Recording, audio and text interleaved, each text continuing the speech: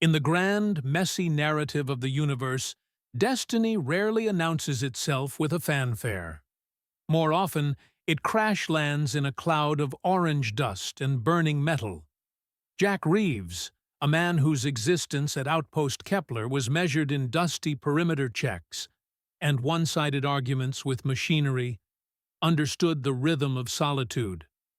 We all know that feeling, the safety of a life so small that nothing catastrophic can ever find you.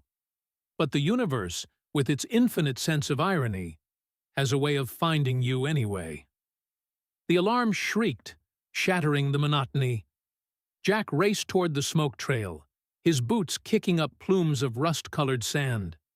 The escape pod had plowed a violent gouge through the dunes, resting against dark stone like a wounded beast.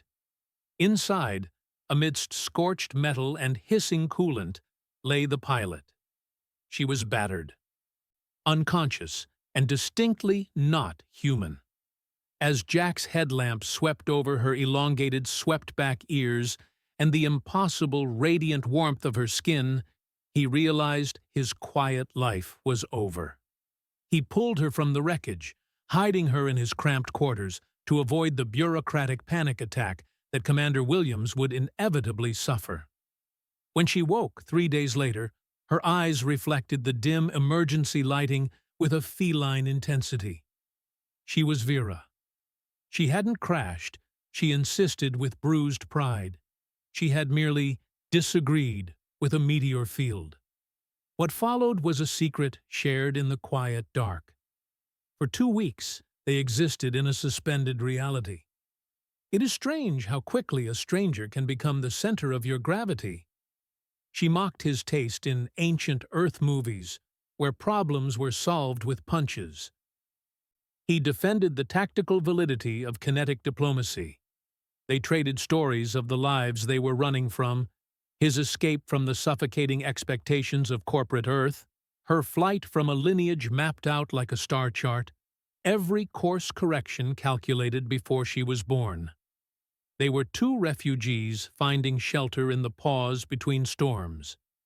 Then came the inevitable signal, the rescue. Beneath the shadow of her sleek silver ship, Vera taught him a phrase in her melodic language, a traditional farewell, she claimed. Jack, clumsy and earnest, repeated the complex sounds until her ears twitched with pleasure. She kissed him then, a moment of searing clarity, and vanished into the sky, leaving him with a memory of warmth and words he did not understand.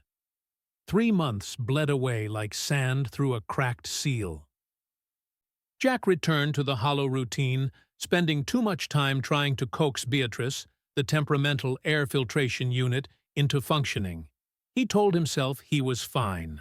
But the silence of the outpost was louder now, a constant reminder of the void she left behind. The illusion of normalcy shattered when the Athetherian arrived. It wasn't just a ship. It was a capital-class declaration of power, a flowing structure of liquid metal that dwarfed the outpost and blocked out the sun. Queen Thalara descended, a figure of terrifying golden luminescence. She ignored the trembling Commander Williams, her voice vibrating with harmonics that rattled the very bolts of the hangar. "Which one of you is the human?" she demanded, her gaze sweeping the room like a targeting laser. When she locked onto Jack, the air turned frigid. "Why?" she hissed. "Does my daughter call you husband?" The word struck with the force of a kinetic round, the farewell phrase. In the cold light of the conference room, the translation matrix revealed the truth in shimmering holographic text.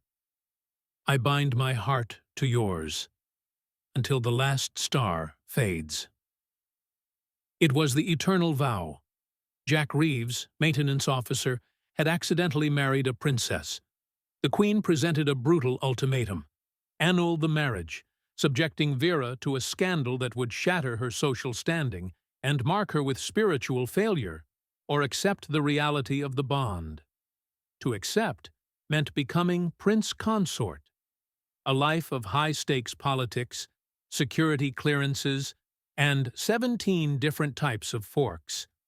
Left alone, the absurdity of the situation hung between them. Vera, shamed and shrinking, offered him an escape. She spoke of her mother's rivals, of the humiliation of a broken vow, but refused to trap him. "I thought you knew," she whispered, admitting that for her, the 2 weeks had been real. Jack looked at her, really looked at her, and saw the echo of his own past. His parents had spreadsheets for his happiness. Hers had dynasties. Both were suffocating. He realized then that the only choices worth making are the terrifying ones. "I'm terrified," he admitted to her, "but I'm not regretting." He chose the chaos. He chose her. When they faced Queen Thalara again, hands clasped, they expected wrath. Instead, they found a strange, grudging respect. The Queen revealed she hadn't come to destroy the human who corrupted her daughter, but to meet the stranger who had made Vera happy enough to break every protocol in existence. "Welcome to the family," Thalara said, her severe expression softening, before casually warning him that his new grandmother would likely try to poison him. Just a little. As a test. Jack packed his meager belongings, leaving Beatrice the machine to her grinding fate.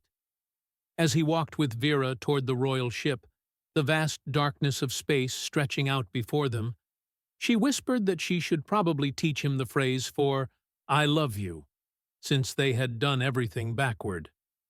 Jack smiled, stepping onto the ramp. He was trading his solitude for a galaxy of complications, for politics and poison and impossible etiquette. But as the ship rose, swallowing them into the stars, he knew he was finally, truly, going home.